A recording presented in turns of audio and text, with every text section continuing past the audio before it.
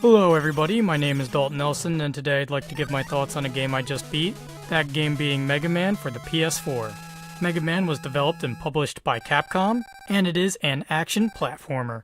Like the Kingdom Hearts franchise that I reviewed before it, Mega Man is a franchise that is very popular with the gaming community, yet one I've never played.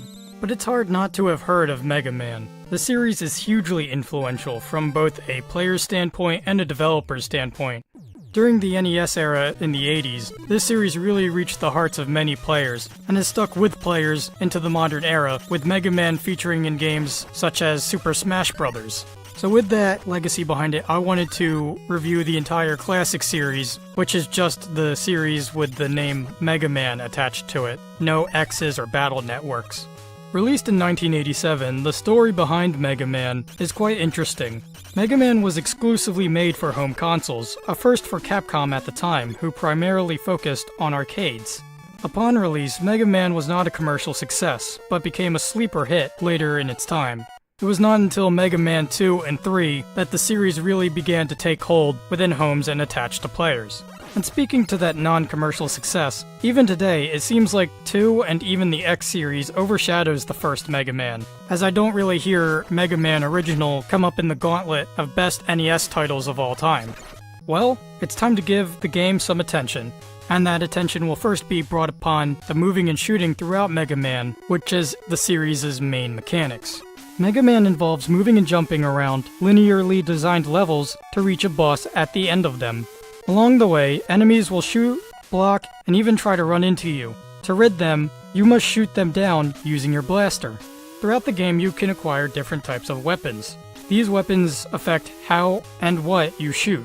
How you collect these weapons is from defeating bosses. Each boss in the game represents an element of what weapon you will get. For example, Iceman gets you the Ice Slasher. Only one of the weapons in the game actually doesn't require boss to be beaten. Each of these new weapons have their own mechanics as well as their own ammo count, which is spent when you shoot with that weapon. As such, ammunition will fall sometimes when an enemy is killed. The shooting and platforming within Mega Man is very satisfying, with Mega Man having a very clear and defined hitbox, and the shooting being very responsive, accompanied by great sound effects. While I like the weapon variety within Mega Man, I found the weapon cycling to be a bit cumbersome at times, especially with the more weapons you get, as I found it interrupted the flow of the game. Another huge part of the Mega Man series is level progression. Whereas the levels themselves are structured linearly, the progression between levels is non-linear and encourages experimentation from the player. There are 6 levels that the player can choose from when they turn on the game. Each level is structured similarly, where you go through the entire level and then get to the end boss, called a Robot Master in this game. You then beat that boss and then acquire its weapon. Some of these levels have unique mechanics to them, like how Fireman's stage has fire pillars that can be frozen with Iceman's Ice Slasher. Each Robot Master in the game also has a weakness to a certain weapon. So once you beat one boss, you can go in order of each boss relative to what weapon you got from the previous. So staying with Fireman and Iceman, Iceman's Ice Slasher is very good against Fireman and causes lots of damage. Sometimes when you faced a boss with their weakness, I found that they could be a little bit too easy to beat. Some bosses would die in 3 hits. Also, one of the weapons in the game, the Elect Beam, can be used to cheese some bosses. It can be done by shooting the weapon, then spamming the start button, thus allowing the bosses to be hit multiple times by the projectile it shoots. When these 6 initial stages are beaten, a final stage is unlocked that encapsulates 3 of the hardest stages in the game, which end with fighting the final boss, Dr. Wily. This video game structure of non-linear level progression is one of the most drawing and engaging parts of the Mega Man franchise. So much so that it has become synonymous with the series. It's a great feeling to play a video game the way you want to, and this type of structure can really allow a player to come up with their own strategies. There are also some other things of note about Mega Man. For one, the soundtrack, which is composed by Manami Matsume, is fantastic. Tracks like the Cutman stage theme and the Electman stage theme are now regarded as chiptune classics, and for good reason. These melodies can really get in your head and stay with you. The pace of the tracks also fit really well with the pace of the levels. I do think Mega Man, the classic that it is, does have some downsides to it. For one, there are a couple of graphical/performance problems. There are a couple of times when the game can slow down due to too much programmed objects on the screen or hitting the sprite limit of the NES. There were a couple of times when sprites would also flicker for no reason. Also, something that wasn't a downside for me is the game's tough difficulty. In fact, the Mega Man series is known for its tough difficulty.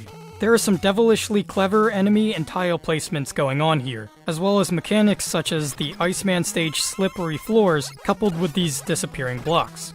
This tough difficulty does not provide a bad kind of frustration that you'll feel, but rather requires the player to pay attention to patterns, behaviors, level layouts, and other elements to progress through the game. However, one thing I was kind of disappointed about was how quick it took me to beat the game. I'd say players who sit down and commit themselves to the game will be able to complete the game in about 4 hours. I personally beat the game twice in a one-day period.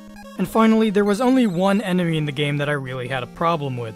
This is the enemy known as the Footholder. They are the only design element in the game that I would call outright bad. These enemies usually fly over pits or instantly killing spikes.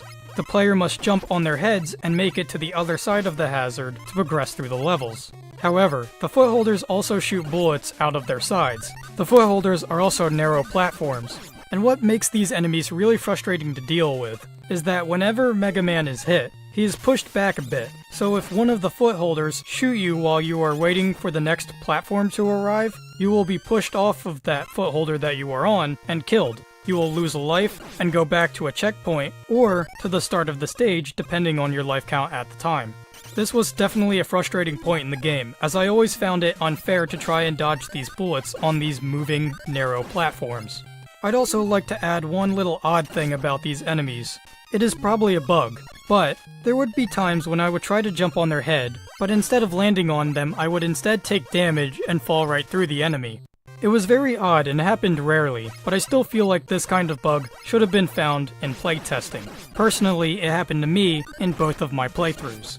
So to conclude my review on the original Mega Man, coming into it from a fresh perspective, I really liked the responsive yet tough gameplay. I don't think it's really non-approachable at all, and it is in fact very fun. I'd give Mega Man a final score of a 7 out of 10. Unfortunately, I do think it is very clear why Mega Man isn't as remembered as its later installments. While fun, the game can also feel a little bare at times, which the later installments would fix with additions. However, for some, that bare platforming and shooting is the whole appeal here. I think players will still find a good deal of fun and frustration that is engaging, albeit it will happen very quickly. And so that does it for my review of Mega Man for the PS4. Don't let the 7 deceive you. I still had an enjoyable time and can't wait to play the later installments to see how they improve. So, while you're waiting for them, you can like, comment, or subscribe. I also have my social media links down in the description below, as well as a link to my Portfolium so you can see the work that I've done. And with that out of the way, make sure to have a nice day.